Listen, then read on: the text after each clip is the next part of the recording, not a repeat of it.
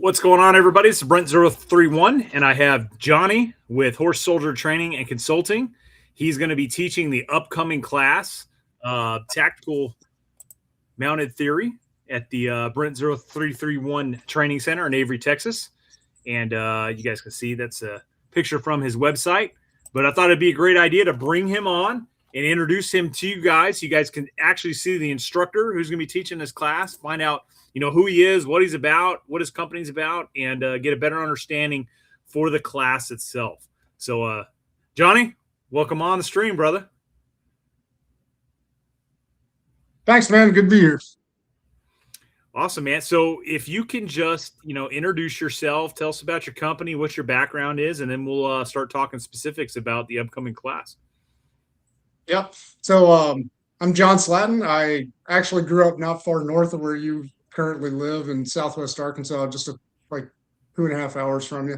And but my family raised thoroughbred racehorses. We trained there in DeKalb, Texas. I got into riding fairly early.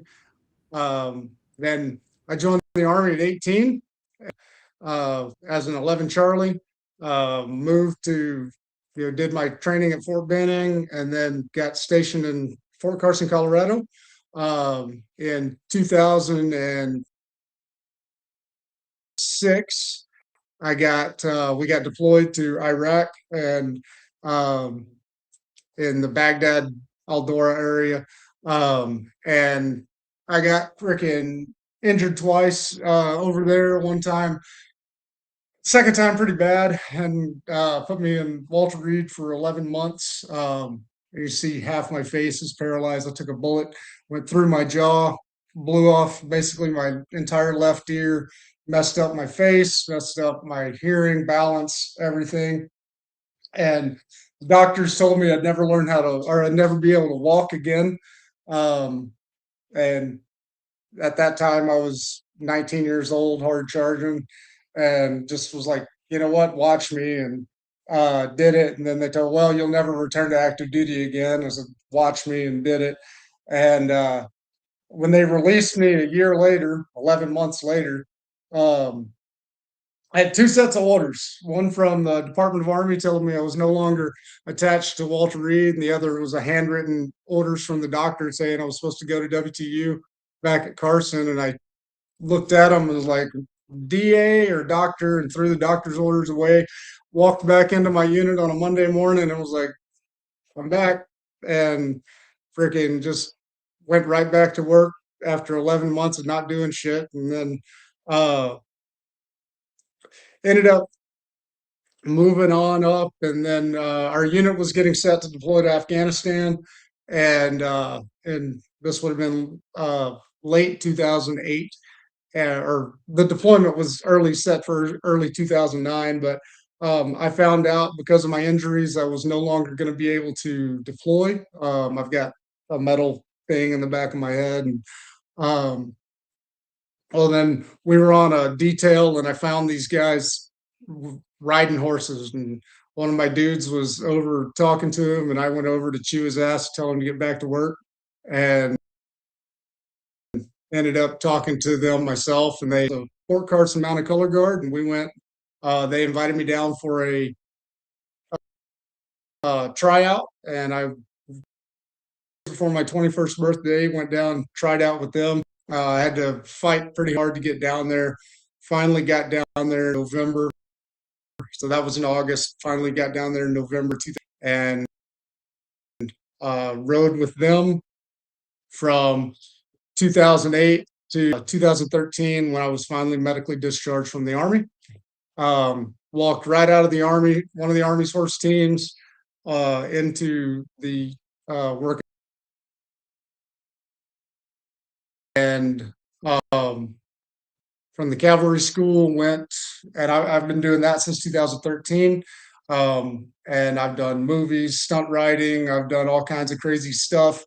And then last year I stood up my own company called Horse Soldier Training and Consulting, established my LLC, and taught my last course, or my first course as my own entity, in September last year down in Colorado. So, and here we are.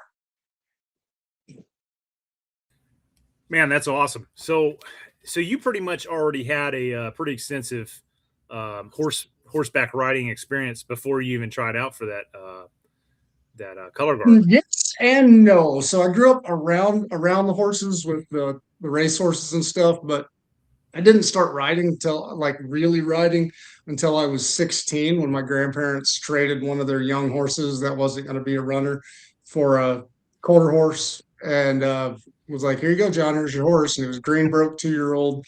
I didn't know shit. He didn't know shit. I asked my dad to teach me how to ride because everybody's like, your dad was a hell of a horseman. And dad was like, throw a saddle on, get on and ride. And so I basically just trial and errored it. And I didn't have any formal training until I was on the horse team in the Army. Like I said, I had to relearn how to walk again. But riding made the biggest difference in my balance abilities and stuff. And I've got better balance on a horse than I do on my feet. That's awesome because I know when you first reached out to me, which is a story of its own, which I'll tell real quick. So I'm not the greatest computer guy, and even though I've been on Instagram for probably a few years now, I just really go on there, I make a post, and then I get off. I don't really dive around too much on there. But anyways, I stumbled upon the what I think it's message requests column. And I was like, oh, what is that? And I clicked on it, and it was like a whole host of messages in there. And one of the messages was from John. And, he's like, hey, man, I saw your post about starting up a training center. Are you interested in, potentially working with me and my company and teaching, mounted theory and stuff like that. And I was like, oh, shit. I was like, that isn't even something that crossed my mind. And I went to his Instagram page, and he's got, videos on there from previous classes he's taught. He's got a video on there of like him fucking, jumping over barricades with his horse and like slashing watermelons and shit with sabers. I was like, this dude is legit, man. This is, and I've always wanted to, learn this craft because, the Marine Corps in in Bridgeport, the Marine Corps Mountain Warfare Training Center, like they still do mule packing because it's practical. It's practical, and it's a very essential skill set that a lot of people just don't think of. So with that segue, no, they don't. I know there's a lot of misconceptions, right? Because probably the first thing somebody thinks about when they start talking about, mounted operations is somebody on a freaking horse, like in a Civil War or something with a saber. So can you clear up some of those misconceptions that people might have and some of the practical use of, mounted tactics and patrolling and even better, some of the examples over, recent history? Because I know there's several that you can cite to tell guys like why they should be interested in getting and receiving this training. Yeah, absolutely, man. The horses seem to have concrete place in our military and militaries across the world. Every time the army's tried getting rid of them since the invention of the car, but they always seem to come clawing back. World War II, the big thing was like when Patton embraced tanks, and he was like, "This is the future of warfare," and he was right. And he basically was one of the big voices that got helped get rid of the mounted units. But what a lot of people don't realize is like the last horse mounted cavalry charge by the U.S. Army was in 1942. It was the 26th Cavalry Division, the Filipino Scouts. Lieutenant Edwin Ramsey led a company of cavalrymen and conducted a pistol charge against a in-place Japanese position and overran them and took the ground. And then the horses were very prevalent in Europe, Burma, and that's just World War II. Then you jump forward into Korea. Mules were such a big thing, and like Fort Carson, that was a mule post. It was a big thing there. And then of course Sergeant Reckless, and she made horses relevant to the army again. And then like very small scale in Vietnam, but like then you fast forward to 2001, the first A teams going in. That was early 2002. The first A teams getting into Afghanistan, and those guys were linking up with the Northern Alliance, and those guys were all mounted on horses, and they were able to do some pretty cool stuff and really pushed like how relevant horses were. And unlike the movie showed, they're not charging down the hill at the guns and stuff with their M4s and whatnot. That's bullshit. But then when I was on that horse team, I trained with two different A teams from 10th Special Forces Group. And we taught packing, we taught riding, we taught quite a bit of stuff. And then one of the cooler things that I got to do, I went through the course. Oh, did I get cut off? We good? Yeah, you're good. All right. Anyways, one of the cooler things I got to do when I was there was Second Brigade of the 101st Airborne. Um, um, and their Blackhawks and air assaulted in Fort Carson for a high altitude training. And I had two different teams of guys on the ground with horses running, doing OP4 stuff. And like we didn't do a lot, but we mainly just ran like a smuggling route. But it was still cool. But I got to go through a packing course. But then one of the main reasons why we stopped as a unit stopped doing that was because, like you were talking about, the Mountain Warfare Center in Bridgeport. That's where all the SF guys are going to get their training and stuff. And and it's a fantastic course. I know one of the guys, civilian instructors, that does some work over there occasionally. I think he's retired now, but was in the Marine Corps Reserves and went over there and did a whole bunch of stuff with those guys and whatnot. But moving into the mounted theory stuff, probably the biggest misconception is that we're recreating cavalry. We're trying to, like you said, the Civil War shit where we're charging in. But no, that's not what we're doing at all. We're trying to add a capability to the prepared citizen, or just about anybody really. And one of the the horse is not a combat platform, it's not a fighting platform, it's a mobility platform. And just like Humvees, just like dirt bikes or ATVs, UTVs, whatever, you got to train with the platform. And with the others, the wheeled vehicles, like, it's relatively easy. You know how to drive a car, you can drive a Humvee, or you can drive a UTV or an ATV. You know how to drive a motorcycle, you can drive a dirt bike. The learning curve is very small. But with horses, it's huge. The learning curve is huge because they're living, breathing creatures that have a mind of their own, and they react to behind the mounted theory course is to get people to understand how to incorporate them, and like how to get used to them, I guess, is a good way of putting it. You're just learning the ins and outs of horses. Yeah, I think it's important to note on this particular class, this mounted theory class, is like, you don't have, as a student, you don't have to have a horse. Like, you can, No. But if you have a horse, you can bring it. But you don't have to have a horse to go to the mounted theory class.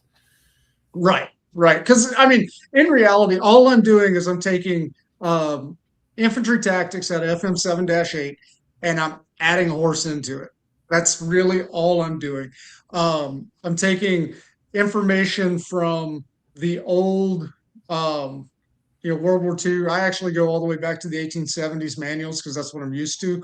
But taking the cavalry tactics and the infantry tactics and molding them together, and just making a seamless way of integrating the two into the modern world. Right. I mean, so like from my perspective, and again, I'm looking forward to this class, both as a host and as an observer slash student. Uh, but I mean, a horse can go where machines typically cannot, right? Your tanks, Right. your vehicles, Yeah. your ATVs, your side by sides, all that type of stuff. Like the horse can get through those challenging areas that those vehicles cannot. So it's like your options are, hey, you either hump it or you're on horseback, and Yeah. and that's what people need to realize. Yeah, and like you jump over to Europe and you look at like the Polish army has a mounted unit that, and it's been around for a long time, but like the entire like their patrol area is very small, and it's right along the Belarusian border, and uh they patrol where vehicles can't go. The ground is marshy, so like tanks will get bogged down. If you look at World War II history, when the Germans were advancing through that region, they had a lot of trouble with the roads. And so they were building the corduroy roads where they're laying logs down for the tanks to go on and stuff, and still getting bogged down. And trucks and cars and everything all have those same problems. They're all limited to hard surfaces. Horses can go, they're the ultimate ATV. They can go just about anywhere, but most places a vehicle can't go, a horse can.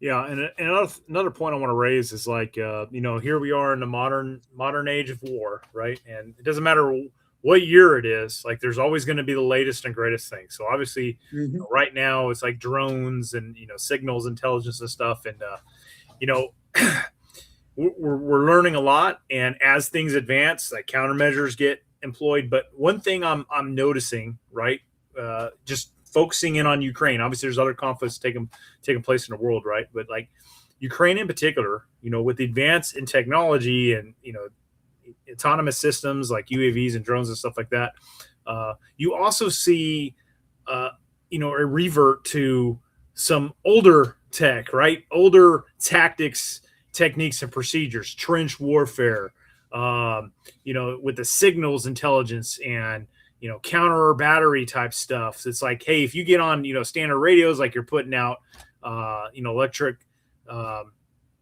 signals, and the enemy's able to triangulate where that's coming from and everything else, and stand the fuck by, you're about to get some rocket barrages up your ass or artillery. Hey, and hey, how do you counter that? Well, fuck, old field phones.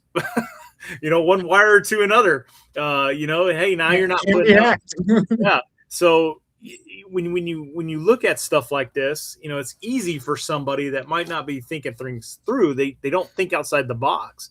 And I look at this as this is 100% thinking outside the box. This is a capability that frankly is available, and you should have a knowledge of. When Yeah. when gasoline is pushed, those vehicles ain't gonna run, right? Right. If you're in complex fucking if you have complex mechanical issues with a given vehicle or whatnot, well, guess what? The horse is its own machine, man. It runs off the Yeah. grass. And yeah, that's one of the things, like, the logistics. I'm not going to say it's non-existent, but when you're in the field, if you allow the horse time to graze and eat, they can sustain themselves. The last pack trip I went through the Bob Marshall Wilderness area, we went 110 miles from where we put in to where we pulled out. It was 110 miles, and we would travel about 10 to 12 miles a day, and then we would basically turn the horses out and let them graze. We didn't pack any feed, and the horses did great. We had one camp where graze was a little hard to find, but one day of limited grazing was okay. But then, like you were talking about technology changes, and one of the big things you see on the battlefield right now is, even if, not the FPV drones, but the ISR drones. And, thermal imaging is like a horse has got a huge thermal signature. But where are drones looking? Drones are looking in your regular avenues of approach, your expected areas where vehicles and personnel are going to be traveling. Horses can go into places that aren't going to be readily observed. They probably are being observed to a certain extent. And, countermeasures are out there. There's thermal blankets that you can use. I see pictures from, I think it's the Finnish army with, horses with complete, uh, basically camo nets over head to toe, completely covering even their face and stuff. And I'm not going to speculate that it is a thermal blanket underneath, but it is something that I've discussed with other guys. The guys at Relv Camo that are doing they've got the thermal blanket stuff. That's something Kurt and I over there have talked about. Is like, hey, let's make this thing for a horse. Basically, you go all the way back to the medieval ages of where they got the caparison, the whole head to toe blanket that looks really fanciful and stuff. And like instead of that, let's just do basically just that in your thermal sheeting and see how it works. I mean, um, I don't know enough about defeating thermals to see if that or to know if that's going to work, but he does. Yeah, I think. I mean, obviously, thermal is a great capability, but I mean, it's been around for a hell of a long time. And an example I always use is like, hey, you always see video of like Apaches flying over, dense vegetation and woods and stuff in training, and what I say is like, hey, those woods down there are packed with large game animals, right? Fucking deer, hogs, bear, whatever the case may be. You don't see them. You don't see them No. because of the vegetation overhead, right? The concealment. So there's ways to counter thermal imagery, and typically when you're talking about those high flying UAVs that are used for surveillance and whatnot, like those are easier to conceal yourself because you have that standoff, you have that capability of going into the tree line, and using terrain to your advantage in those type of situations. And then when you talk about the smaller drones and the FPVs and all that stuff, like it's going to take a damn good pilot to fly into some of those woods. I mean, I'm sure you've been into woods that, the same type I've been in, man, fucking vines and branches and stuff like that. Like some of that stuff is unflyable 100%. Yep. But anyways, all that aside, like technology is increasing. You have countermeasures like you've already talked about, any thermal blankets and things like that. Like all that's going to progress. It's already here. It's just, it's getting better and better as time goes on. It's getting lighter, more mobile, more portable. And eventually, you and I are going to be able to put on some freaking BDUs that, completely erase your thermal signature. That eventually is going to come. It's only a matter of time. So, Yep. But Yeah, I did want to cite, going back to a history piece, which I know is a big one and it comes up a lot. The what is it? The Gray Scouts in Rhodesia. Yep. Yeah, can you? Yeah, and they were one of the last like actively patrolling combat elements. Probably the last that I know of is be the South Africans. And I actually have a friend that was in one of those units that he retired from the U.S. Army just a few years ago after coming over from South Africa. And as far as I know, they still run them. I don't know how deep they go. But man, just a few short conversations with that guy, I learned a ton. And I know you're a history buff. You like reading. If you can get your hands on the book Equusmen, that is a cool about like just how capable they were. Because they would use basically their fire force tactics without the helicopters. And so they could drop in, they would move the guys in the push teams on horses and then airdrop the blocking teams. And then they would just they would be out on the terrace before they ever knew they were there with the horses. Whereas with the regular fire force, when they were coming in on helicopters, like they were alerted before they got there. Yeah. And so of a horse is so much more, um, so much better than what is available with just normal people. And you get there's a physiological part of that too with the human brain. We don't recognize because we're predatory animals. We don't recognize prey animal footsteps. Like it takes our brain, and the hunters are a lot better at it than guys who grow up in the city. But we don't naturally recognize the four footfalls versus 2 footfalls as easily. It's just a physiological thing that we do. So you can, my buddy that was in the SADF, he talked about being 10 feet on top of the um, poachers before they ever knew they were there, and just like, hey, put your hands up, sort of thing. And they're so close to them that they're like, okay. Yeah.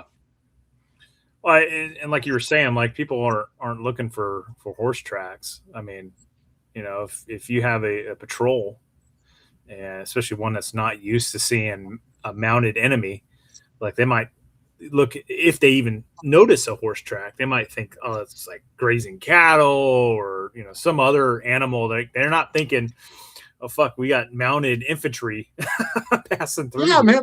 5-man recon team that's moving through a thick brush. Right. Even if you do see them, your brain's probably not automatically going to recognize, just because it's just the way we are. We're not conditioned that way. Vehicles, like somebody in the chat says, the drone operators aren't looking for guys on horseback. They're looking for vehicles and stuff. And when you drop an abatis on a road and you stop the convoy, well, horses just go around it. They don't. It doesn't affect them all that much. And so you're even a down tree is going to halt a single vehicle for an hour, 30 minutes to clear it. If they've got the equipment to clear it, horse can just jump right over it and keep moving. And but like a small recon team can get in and out. You leave 2 dudes with the horses, take 3 up for observation, or leave 1 guy with the horses, 4 guys up for observation. You can offset your horses away from your observation posts so they can graze and be horses while the recon's going on, or whatever. Um, but the capabilities are endless, and people don't even recognize it. And that's one of the reasons why when I started my company, swiping through Instagram, and it's like, oh, here's tactical cowboy so and so that's out there with an M4 and doing cool cowboy stuff with his rifle and whatnot. And it's like, you know what? I bet I could take my experience, my knowledge, and put all this stuff together and actually market this. And so that's the motivation. Well, I challenge the folks that are watching us to go over to your Instagram. I'm not sure if you have it posted on your YouTube or not, but go over to your Instagram and you have a video uploaded where like you're up in some rocky ass terrain, traversing some like pretty nasty looking hills, and it's like what 4-wheeler, like what vehicle is there that's going to be able to traverse that shit other than an actual fucking horse? So again, your options are horseback or walking. and the story behind that was like I headed south away from my house, and there's a trail that I normally go on foot, and I was like, I wonder if I can do this on horseback. But there's like a couple of fences that I got to cross where there's no gates. Well, on foot that's not a problem, but on a horse, and if it was in hostile environment, I just cut the damn thing. But those fences are keeping cattle in. or out. So anyways, I'm like, well, all right, I know if I go up this draw, I can get up there on foot. Um, we'll see.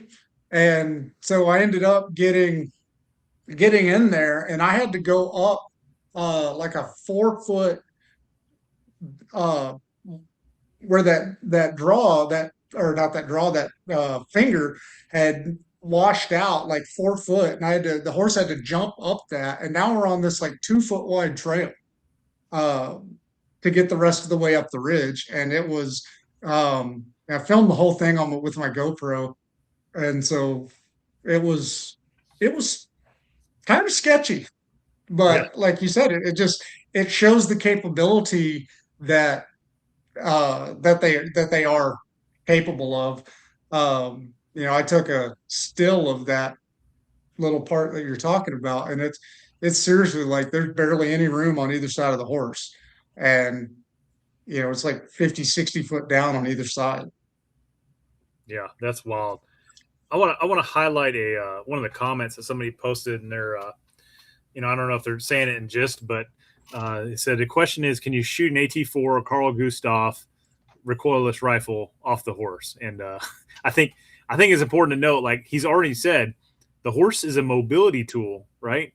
But here's the thing: you can take all that equipment, you can strap the Carl Gustav, you can strap an AT4 to the horse and ride it to your staging area, right? Get to your attack position. Now you have that equipment there ready for the assault, and you didn't have to hump it fucking 10, 15, 20 miles to get to an attack position. No, you ride your equipment on the horse, get it to the staging area, take it off. Now you have it to move into the attack.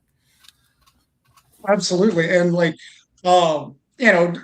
just because our primary goal is not to fight on the horse, that doesn't mean we shouldn't know how to fight off the horse. And that's one thing. Like in the tactical horsemanship class, like we move into that realm with the mounted theory. I touch on it. I talk about like how to do it, but we're not actually as a class doing it because just there's only a handful of horses there. Um, but the the big thing is you need that capability. Chance encounters happen, and if you're mounted, it is quicker to draw that pistol and go to work rather than dismount, get into a stable shooting position. If you're excuse me, if you're pulling back and you're withdrawing from an area, it is better to be able to shoot off of that horse, um, moving all the way around behind you and shooting off of that horse rather than again dismounting and doing bounding maneuvers back. I mean, you're still doing that stuff, but you're doing it mounted rather than dismounted. Once you get enough from whatever's pursuing you, then you have that capability. But um, initial engagements, like you think about LERPs and recon guys in Vietnam, when they would stumble onto the VC or the MVA, what do they go into, battle drill 3 where they're, come online and lay down suppressive fire. Well, this fire team pulls back, and then they guy in the front empties his mag and then peels and goes. And like it's the same thing. Like you take tactics and you adapt them to the platform.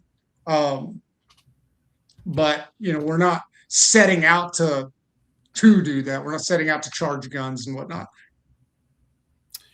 Awesome. Well, you kind of dived into the tactical horsemanship level 1 class that you also teach. And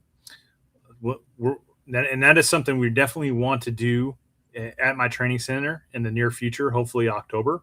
It's going to be dependent upon how well this first one goes. But can you let us, or can you fill us in on what exactly these guys are going to learn in the tactical theory class? Where again, entry level, you don't need a horse. What can these guys expect if they come to this class June 6th and 7th? Yeah, so with the mounted theory class, it's I'm just teaching like This is a course for guys who are maybe unsure. Maybe they don't own a horse, but they're thinking about it. Like this starts like very basic. This is a horse. It eats out of this end and it shits out of that end.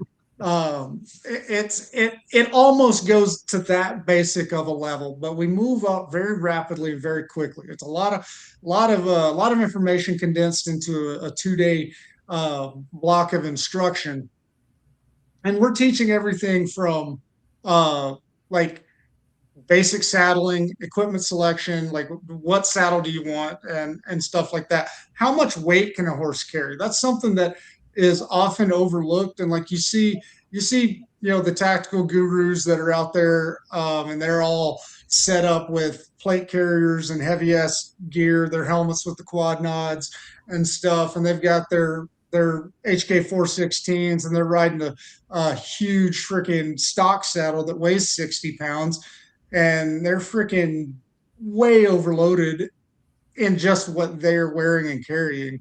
Not and you're a pretty big dude. What do you weigh?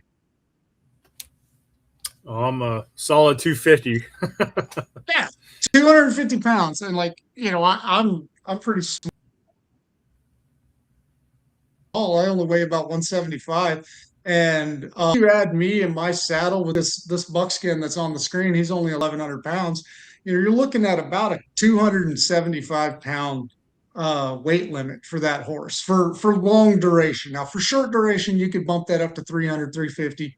But you don't want to overload a horse for prolonged periods of time. And because the more weight he's carrying, uh, the more risk it is to injury.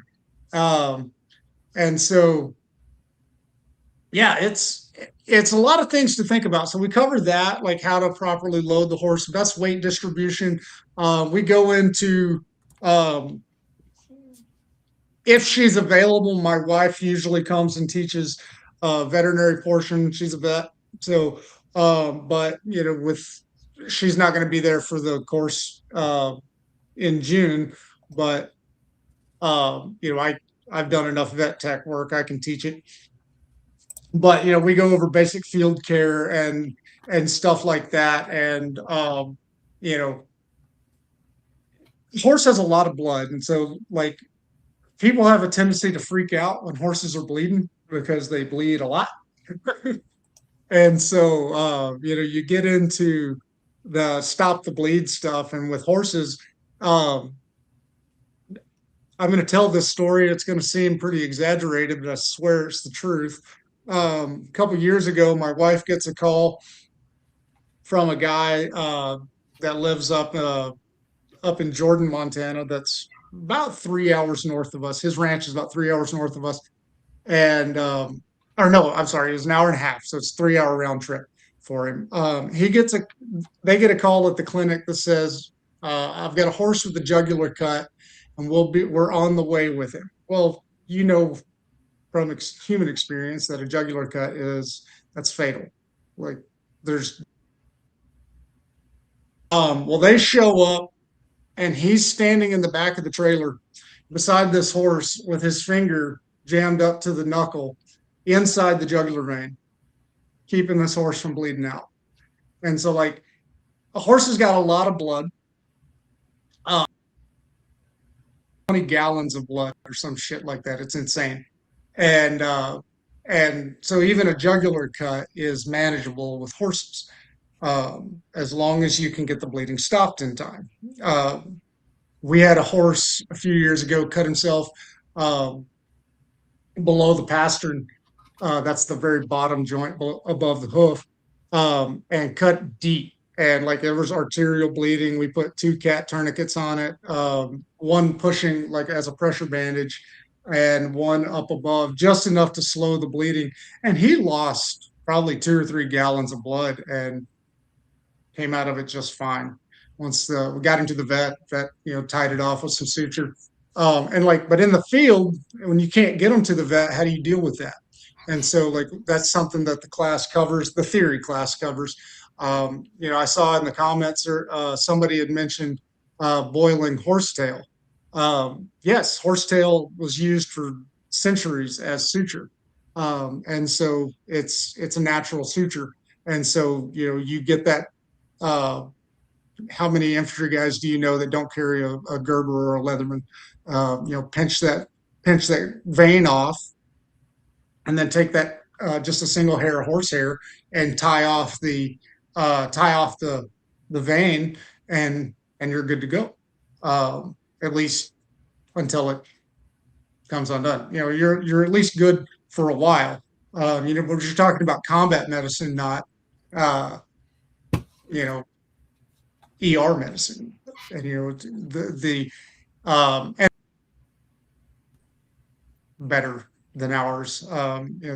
They eat shit we would die doing, and but then again, they're also fragile at the same time. You upset them and they get sick and die. I just got to say, man, before we start talking about the other class, but I mean, 250, that's for what 2 days of practical application. You don't need a horse. You're getting entry level, training on all this stuff. Like, growing up in the 80s and early 90s, like Red Dawn was my, one of my favorite movies of all time, right? And it's like, dude, it obviously it's a made up story, but if it was a real situation, like how many of those kids actually knew how to do what they were doing on horseback, when that shit kicked off, Right. So it's something to put in perspective, man. If you're a doomsday sayer and you're a prepper and things of that nature, like I want to know this information. Like I do at least want to have a basic understanding of it, and I can't think of a better way to introduce yourself to it than a basic class like this. That again, 2 days. Stay on site. I'm pimping my training center here, but stay on site. I've got tents, cots, issue all that shit. You stay on site. You don't have to get a hotel. I got electricity, water, all that stuff. It's like, hey, you just got to show up, man. You just got to show up and bring your own food and get the practical application and training and lecture and all that stuff over the the course material. And hey, dude, that's a great deal in my eyes. Yeah, and like, dude, you don't even need to bring your own equipment or anything like that. You can just show up in whatever civilian attire you want to wear. But like, if you want to get some hands-on experience, like I'm going to put everybody on the horse that wants to be on the horse.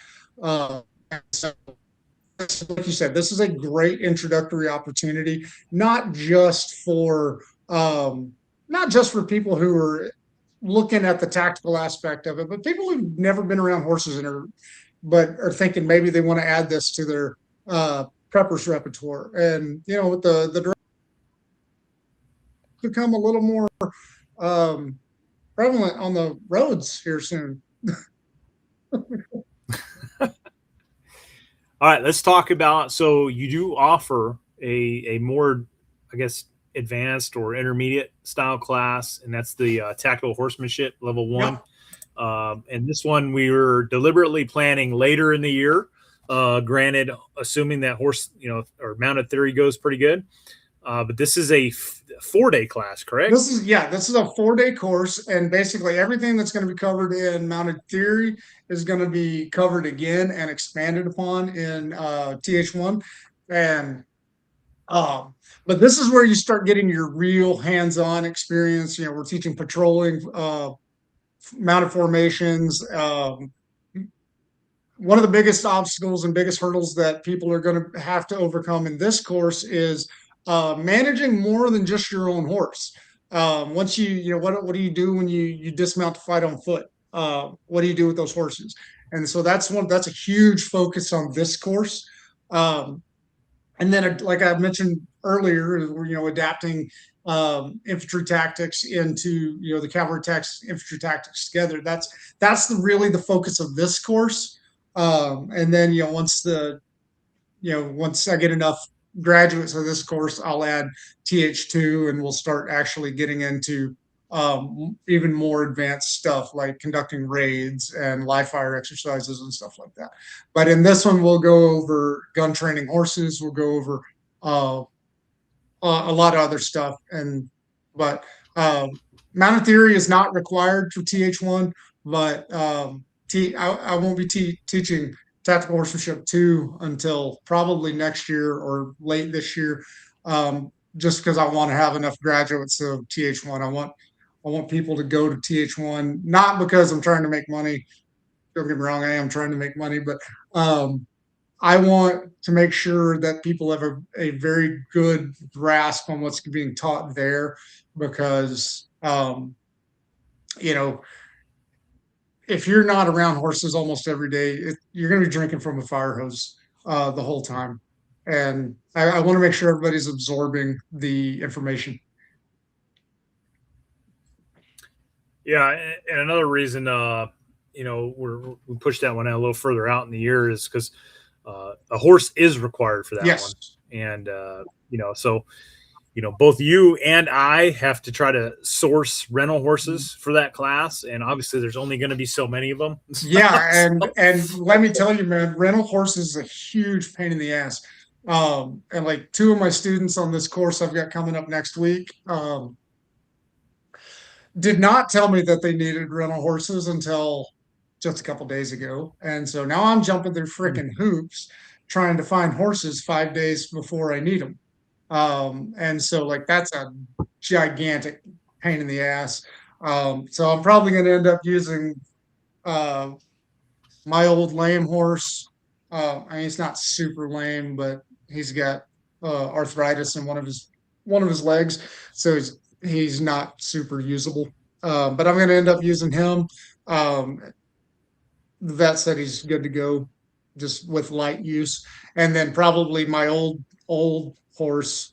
But yeah, man, trying to find rental horses a week before the course is good God. It is such a pain. I've got just about all my friends that have horses. I'm like, hey man, you got horses I can rent? I'm like, one, one you can rent. I was like, dude, you got a herd of 30 out there. It's like, yeah, breeding horses, studs, and young horses. I got one.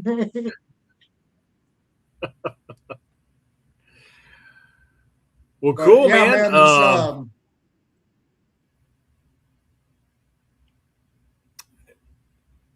Yeah, so I hear you say, I want to say I heard you anyways, that you've trained some like law enforcement, Yeah. mounted law enforcement. Yeah.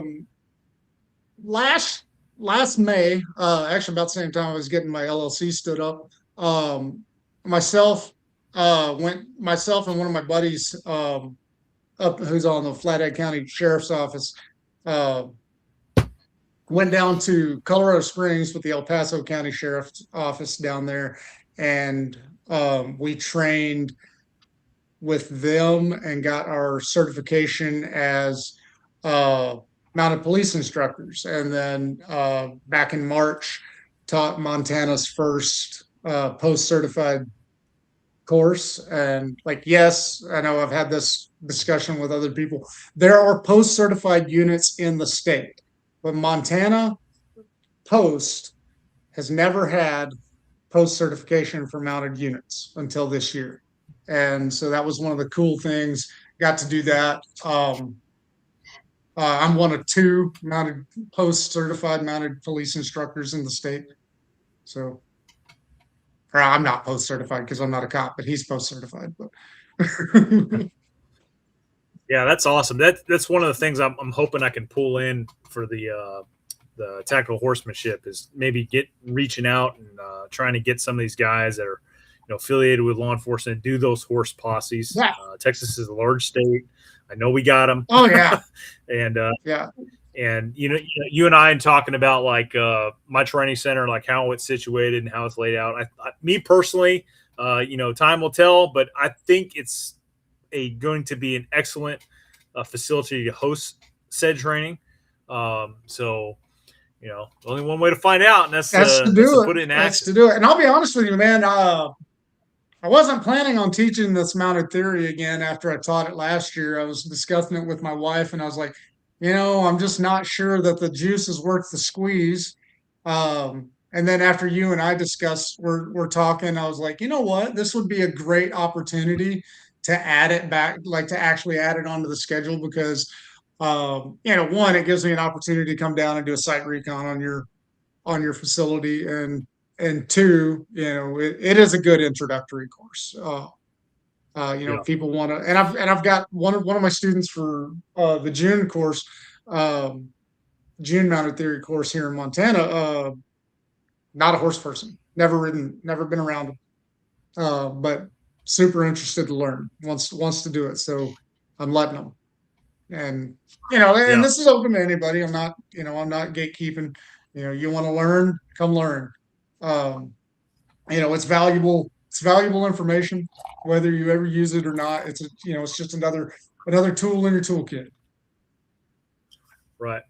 When you brought up the mounted theory course to me, I was like, oh, that's perfect, because that was my biggest hurdle. Because when you and I first started talking, we were talking about the tactical horsemanship level 1, and I'm like, man, I know there's a lot of interest in this, but it's like, how many people that are like into this type of training and have horses? Like, Yeah, it's got to meet those two widgets, and it's like that number is probably not that big. But I was like, if there's only way, we can open it up. And that's why I started going down the path of rental horses. And it's like, and then you were like, hey, well, I do have this, mounted theory class. And I was like, fucking perfect. Let's put that on. Let's see how it.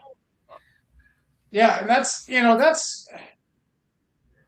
exactly why I decided to add it back to the schedule. Cause it is that, course where somebody is interested in it, but they don't have a horse. And horses ain't fucking cheap.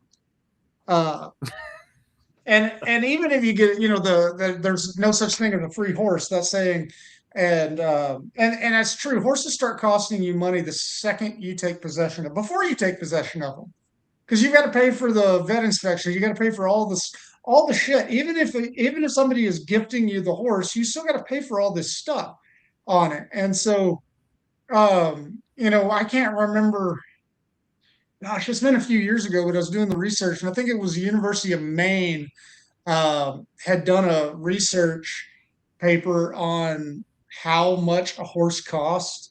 And what they estimated is, depending on location, it could cost you anywhere from 2,500 to $5,000 a horse a year, uh, in feed and boarding and all of that stuff. Now, if clearly, if you live in like LA, you're not keeping your horse in your backyard.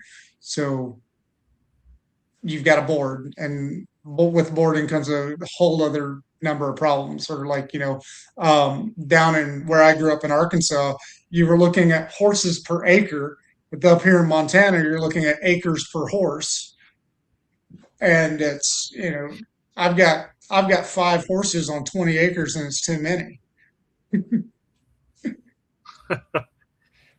A friend of mine named Jared, he actually has a YouTube channel called 2 Alpha Solutions. He's on the SEER Challenge with me, and he's I think it's called a farrier, Yep. where they swap the shoes Yep. out. Seeing his work, and like I remember him talking about like how much his fees and services were, and I'm like, fuck, man. Yeah, like I usually just run my horses barefoot, except for one time a year or anytime I'm going into the mountains. And so I do the trims all myself. But the last time I had horses shod for anything, I think it was $300 for 3 horses, or no, $350 for 3 horses. And I think I just went with front shoes on all of them. It was pretty expensive. But up here, going rate for farriers are right now, because I haven't paid for one in so long. But down in Colorado, when I lived down there, fucking 15 years ago, I think it was $60 a head, to have a full set of shoes put on. That's 15 years ago. It's probably $150 a head down there now. Oh, I bet. Well, hell, we're approaching an hour. So if anybody's got any questions, go ahead and start throwing them in the chat. And as we wrap this up, if I see them, and there's a little bit of a delay between the software I use for the stream and the YouTube chat. But if you got some questions, throw them in there. And if I see them, try to have Johnny answer them. But again, I just I want to make sure everybody's tracking. We got the Mounted Theory class coming up June 6th and 7th. It's in Avery, Texas. That's where my training center is. You stay on site. You don't have to pay for hotels. Again, water, electricity. I have cots I'll issue you. I have tents already set up. You literally just got to fall in the equipment. So just bring your sleeping bag or, your camping shit and, your food. And that's it. Your gear, the gear you want to use to attend this class, $250 for 2 days of training. You do not need a horse. The instructor will have the horse on site. He'll teach you everything you need to know. If you do have a horse, you could absolutely bring it and learn on your own animal. So, great opportunity, excellent entry level stuff. This is something that's, curiosity has, been with you for this type of stuff as it's been with me. Like I'm very curious about this. I absolutely want to learn this. I can't wait for it. He's gonna cover it all, and we'll have. You asked me if I had some like crew servers and stuff to bring up there to teach people how to strap this stuff to the horse. Yeah. So yeah, we'll cover that. I mean, it's just going to be introductory stuff, but not going to get into too much details on packing. I've packed, like I said, went through the Army sent me through a pack course. I try to go through the mountains once a year, but I am not a great packer. I've got buddies that are phenomenal packers, but I know enough. Like with the crew served and stuff, well, that was some of the stuff that we were teaching with the SF dudes at 10th group. And like I can do that. So, but that's one of those things where, especially with FRTs and stuff, everybody's wanting to buy. Uh, and I actually just wrote an article on my Patreon about whether or not crew serves are a good idea for the prepared citizen, or not crew serves, but belt fits are a good idea for the, logistically speaking, are they? I'm not going to go into too much details on it here, but you want that, go read it on Patreon. But anyways, everybody's wanting them, and so like it is one of those things where they are heavier, so maybe it's better to put them on a pack horse rather than on a carrying them on your saddle horse. So. Well, cool.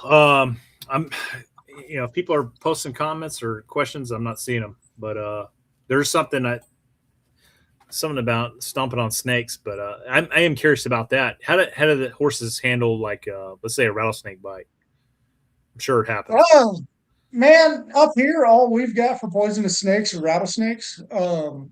But when I was growing up, I'd encounter cottonmouths all the damn time, and I carried a single barrel H&R 12 gauge on my saddle, and you know, I blasted cottonmouths in half with 12 gauge from the saddle. So, yeah, that was before I actually learned how to train horses properly, and it was just, well, this is going to suck or it's not, and just boom, and well, I'm still here, so it didn't kill me.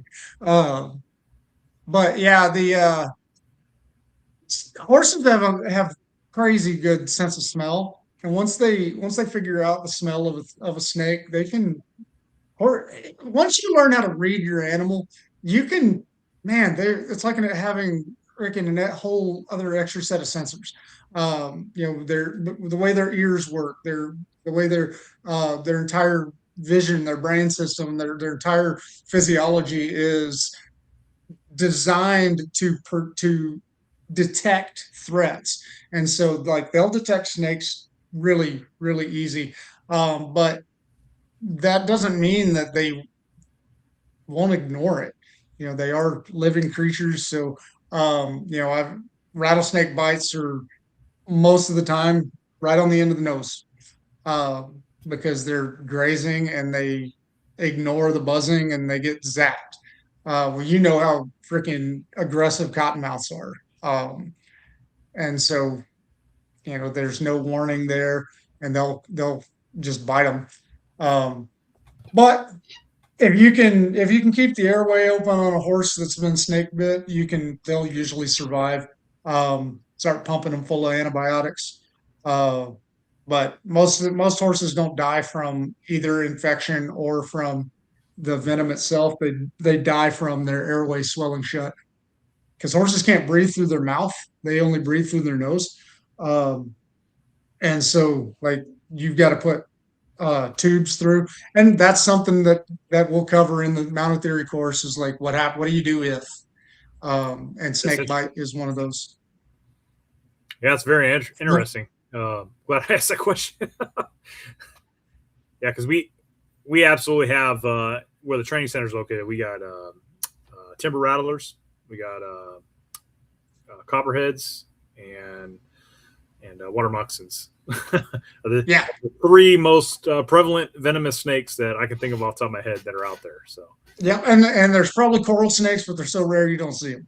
You know, there's a lot of water snakes, but I mean those are essentially harmless. So yeah, basically the only snakes we have up here are prairie rattlers and bull snakes, which is like a big ass rat snake. Um, they're like they look and behave just like a rattlesnake. And freaking, I blasted one with my Glock last year, and I was clearing brush out of we've got this field that's down on this creek bed, so it floods every spring, and getting all the brush out so it don't mess up the haying equipment. And took a step, and this sucker popped up just like a rattlesnake did, and I didn't even hesitate, just man, I remember I had a training event last September with Life Fighters Anonymous. Yeah, Life Fighters Anonymous. They had an FTX out there, and we had indexed at like I think it was like 3 or 4 in the morning, and I was picking up some trip alarms, some early warning personnel detectors that I had, and man, I'm walking around, dude, and I'm picking up this stake is essentially a grenade fuse, JB welded to a tent stake. And I went to pick the sucker up, and I kid you not, man, like 2 feet away from me, the water moccasin. He's just sitting there looking at me. Did not give two shits. Dude. I mean, he did not give 2 shit. He didn't try to run. He didn't try to move. He's just looking at me like waiting, like take one more step, motherfucker. And I'm like, fuck up. Like, I'm glad I saw this guy. Man, when I was like 15, maybe 16, I can't remember. But I was bow hunting, and I was stalking out to my deer stand, and I had stepped around this tree and just kind of leaned up against it, and I've got my bow like this, and something just told me look down, and I looked down, and there was a fucking cottonhead water moccasin with his head right on top of my foot, and just sitting there, and white men can't jump my ass. I actually jumped 6 feet in the air. But I killed 3 cottonmouths and four, and was like, I'm done. I'm Backing it up. packing it in. I'm not walking out of this in the dark. Yeah. Well, good deal. Yeah. So, yeah, I guess I have so to round this up, I have your website in the description box. So you guys can check that. Go over there. You'll see courses offered, and you're looking for this one, the Mounted Theory class. Again, June 6th to 7th, Avery, Texas. And there is I don't want to say cutoff because you can still enroll after the cutoff, but there's an incentive to sign up now, because if it's after that specific date, the price increases. Okay. And what is that date, John? 23rd, I think. I says 1 week before the course, or yeah, is the price increase, and then cut off before the course. Yeah. And in all honesty, like I might not even cut this one off for enrollment until a couple days before. Just you don't need anything, so it's not much of a hassle for me to add a couple people to the class. So I might not even cut this one off until 2 days before. But I think the big thing is it's just, you know, we need to get those numbers right, just for yeah, planning purposes. So that's the whole I, incentive to making sure people yeah, sign up and are it's certain and that it's for me. So I've got enough handouts and enough yeah, certificates and whatnot, um, uh, and stuff. Is it better to land nav with a compass or GPS, satellite nav, or both? Man, I barely even use GPS. But um, most places where I go riding, um, land nav is as easy as, well, I know the ranch is that way. So, the ranch, it's 1,800 acres. Um, so it's, but man, there's trees out there. You get lost on that, you're an idiot. Um, and yeah, just get up on top of a tall hill and look any direction and look for the house. But yeah, up in the mountains, like we take GPS. We've got stuff like the Garmin InReach, so we can call for help and whatnot. Buddy of mine was up bear hunting a few years ago, had a pack horse roll over on top of him, crushed his hip, ripped his ear off, and they're 20 miles into the wilderness area. And in wilderness areas, there's um, no vehicles in there, and so they had to hump him out. Freaking, I think it was like 8 miles on a litter to get to where they could bring a helicopter in for him. But yeah, we'll casualty evacuation on horseback is something we'll cover too, in both mounted theory and in TH1. Um, so awesome, man. Well, I don't want to like disclose all the information that we're going to cover. It is there's a difference in knowing what I'm teaching rather and yeah, but how I'm teaching is, or like what the yeah, material is, because there's you can find most of the stuff in books and manuals and stuff, but unless you know how to do it, right. you It, know, and I can't stress that enough because you know, you can go on YouTube and probably find um, any and everything you're looking for, right? yeah, But unless you actually get out and get hands-on practical application, like there's probably very few people in this world that can just learn by either reading a manual and or watching a video. Like fucking practical application, it's where it's at. It's where probably 90% of people actually understand it. Like do it to understand it, and that's what you're offering right here. For absolutely. There's no substitute for experience. right, Um, because experience is the ultimate teacher. Yeah, you can train, you can teach, you can do all the testing and whatnot, but until you actually fucking done it, there's there's no solid way of saying I know how to do this. yeah, And I'll take that just a little example of that. See, my background picture here is we're got these guys have been riding for just a week. At some of these guys have been riding for less than a week at this point. That's the Little Bighorn River splashing, um, and we're charging across that thing at full speed. And some of these guys have never even crossed a creek, much less a river. And you get these guys to do things that they never thought was possible. And day one is just a massive clusterfuck. You've got horses that have never been around each other, people that have never been around each other, and you're like, all right, which horses don't get along, which people don't get along, and we're shuffling things around and stuff. And then you got, freaking by the end of it, you're doing full on cavalry charges with 80 horses. yeah, And that's it's just incredible. it's that experience level, and it builds, and everything that you're doing is just one small incremental step until you've got the whole package and stuff. And even then, we get guys that have been coming every year for the last 15 years, and they're like, man, I learned so much this year. It's like, dude, you've been doing this for 15 years now. Are you just still learning shit? Well, we all do. If you ever Right. stop learning, you're dead. And and that's one of the things, man, with horses. Like, if anybody ever claims they know everything, man, walk away, because they're full of shit. Like you take some of the top horse trainers in the world, whether it be, Buck Brannaman, Pat Pirelli, or any of those guys. Um, those guys are all, they call themselves a student of the horse because they are constantly learning. And like that's the sign of a true horseman versus somebody who rides.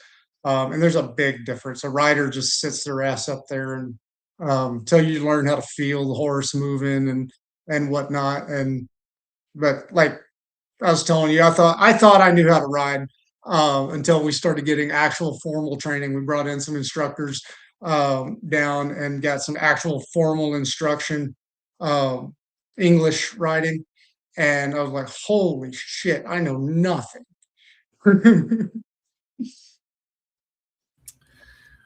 All right, But brother. yeah, it's just, man, I'm super excited about this. I'm ready to teach this. Um, yeah, and you know what won't stop when you come up on a creek? A four wheeler. Yeah. I'll take a horse 10 out of 10 times over a four wheeler. Yeah. I've rolled too many four wheelers into cricks and stuff that, a horse will jump it. Because up here, and this may come as a surprise, but up here, you've got sagebrush that's belly deep on a horse, and then a 6 or 8 foot crick that's this wide, and it'll dump you straight into it, and the horse will see it and right over the top of it, and like, but hey, I'm not trying to force anybody to pick a horse. I'm just offering the expertise and the information. Right. All right, brother. Well, we're at 1 hour, 12 minutes now, and I think it's a good time to wrap up. So once again, I thank you for jumping on here and explaining your background and your company and your courses that you're offered. Man, I can't wait. This is going to be awesome. June 6th and 7th. Mounted Theory. Go to his website. I have it listed in the description box, and you guys can sign up. And yeah, that's it. Any last words you want to throw out there, bud, before we wrap this up? I think the big thing is like there's no such thing as useless knowledge. So if you want to add this information to your repertoire, whether it's you're coming at it from a prepared citizen's uh, perspective, or whatever it is, law enforcement, military, this is information. And so if you want to learn, come learn. Absolutely. All right, fellas, thanks for jumping on tonight. And I will also post this conversation on Instagram. Try to get the word out. If you got anybody that you know that is interested in this type of training, please forward them this link so they can get the information. And hopefully we see them out there in June. So thanks again for tuning in, everybody. Have a good night.